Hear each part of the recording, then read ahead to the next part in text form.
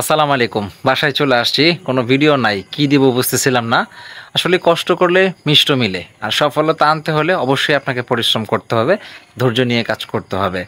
তো আলহামদুলিল্লাহ, যাই হোক, যে যেখান থেকেই দেখবেন প্লিজ, আজকে অনেক পরিশ্রম হয়ে গেছে আমার, যদি আমি ছোট্ট একটু বিজনেস করি।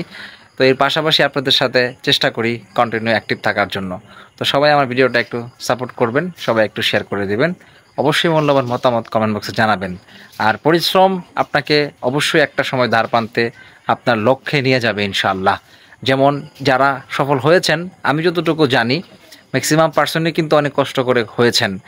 তারা কিন্তু খুব বেশি শিক্ষাগত যোগ্যতা ছিল না। আকিস গ্রুপ একটা নাম বললাম, ওনার কিন্তু খুব বেশি শিক্ষাগত যোগ্যতা ছিল না। উনি এক সময় স্মোকিংয়ের যে বিড়িটা ওটা তৈরি করতেন। তো আজকে উনি কোথায় চলে গেছেন, আকিস গ্রুপ অফ ইন্ডাস্ট্রি হয়ে গেছে।